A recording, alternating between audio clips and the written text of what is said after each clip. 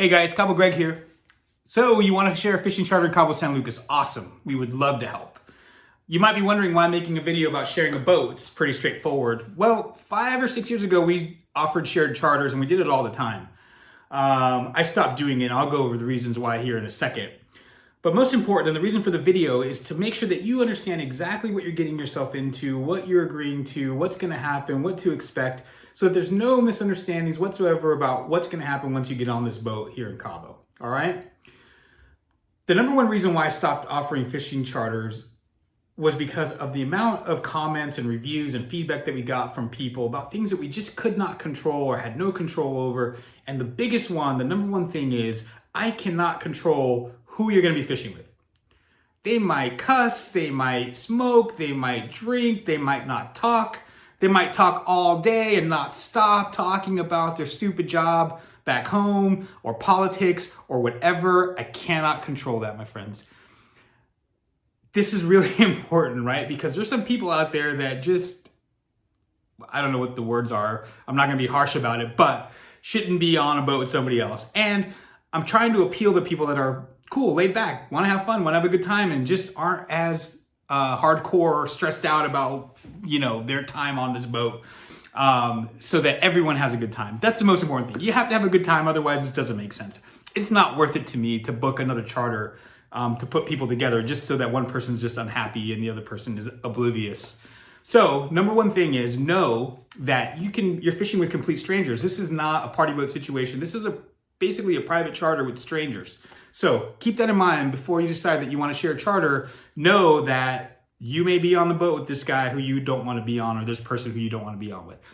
That's important. Number two, type of fishing that we do is a little bit different. I grew up in Southern California. I went out on plenty of party boats where, you pay your money, you're on a boat with 28, 30, 40 people, and you hand it a rod or you bring one with you, and then, captain drives out to the grounds and you drop lines and you start fishing. Awesome, great. It's a lot of fun. Love doing it. That's just not how things work here in Cabo. First of all, we don't have any party boats. We don't have any trawlers for 30, 40 people to fish. Second of all, we're most likely going to be fishing on boats 22 to 32, 33, 34 feet, where that's just not possible. There are times of year where we can do some bottom fishing, and that's cool, but that's not always the case. Conditions and different things will not make that possible. And most people that come to Cabo want to catch a marlin or some pelagic fish, wahoo, that they don't see back home. And so that's not going to be caught inshore bottom fishing. You're going to be offshore. Now, when we fish offshore and we're fishing for these types of fish, we're trolling. What does that mean? That means that we're going to when you get on the boat, we get out to the fishing grounds, we were going to put 5 or 6 lines out in the water, and they all have bait or lures to attract the fish. Fish bites. If it's a billfish like a marlin or a sailfish, all other lines are reeled in, and that person is one-on-one. There are times when 2 or 3 will bite, or they're around in the same area and multiple hookups, but it's always challenging because we're on smaller boats. We have 8-foot, 9-foot transom or cockpit, and so it makes it difficult, especially with people who may not be very experienced. It's very challenging. So most likely scenario on billfish is that you're going to be fighting that fish one-on-one. Now, you are essentially, if you're not on the rod, you're watching. Now, you could be watching for 30 minutes, you could be watching for an hour, certain times a year, you could be watching for 3 or 4 hours. I cannot control this.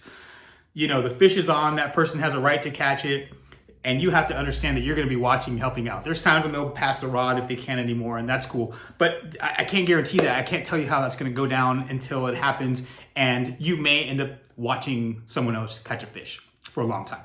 It's possible.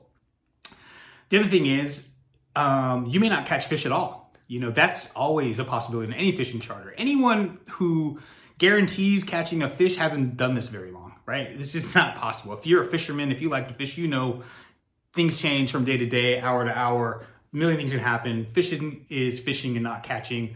There's a reason for that. And so I can't guarantee you're going to catch a fish. It could be that you're on a boat with 4 people and 3 catch fish and you catch nothing.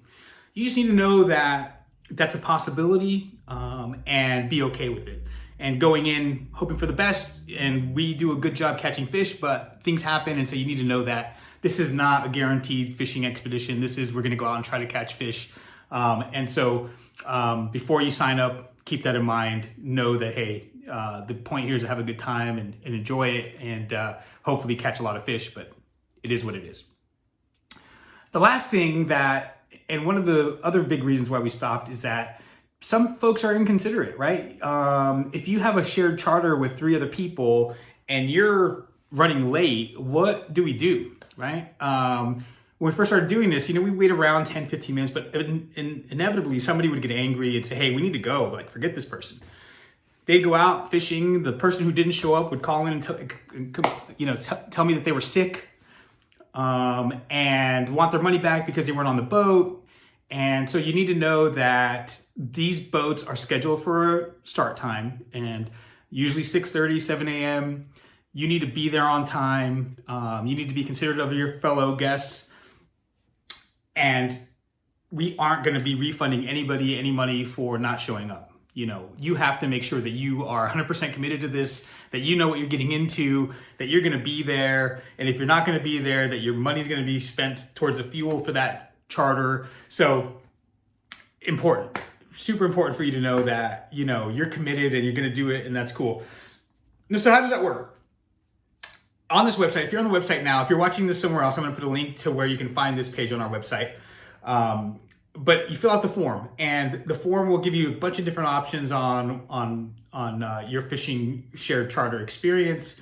But I can tell you right now that the most important thing is for you to be flexible. What does that mean? That means if you're going to be in Cabo from June 1st through the 7th, and you say, hey, Greg, I can only fish on the 2nd of June. I only want to fish for this type of fish, and I only want to be on a boat this big, and I only want so many people. It's going to be challenging for me to find someone to share a boat with you.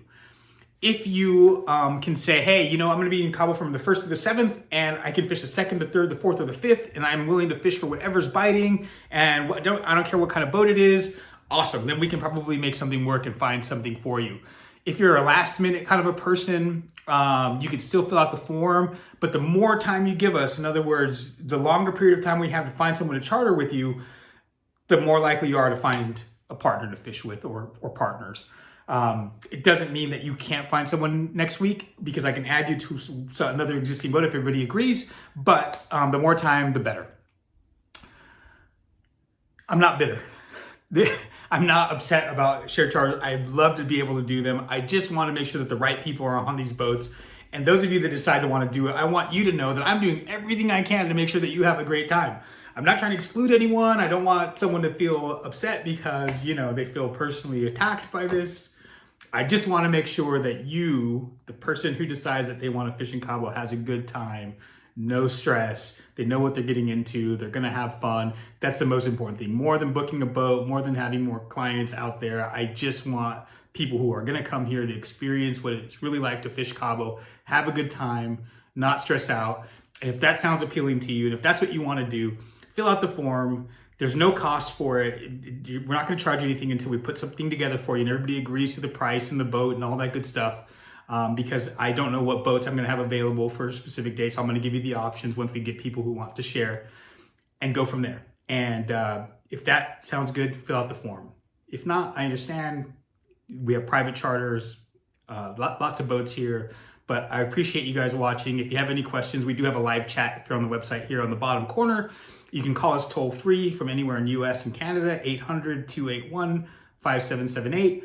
If you are somewhere else, not on the website, our website is landsandcharters.com. And again, there'll be links to where you can find us. But thank you guys for watching. I hope to see you guys soon on one of our awesome fishing charters. Thanks a lot, guys. Bye.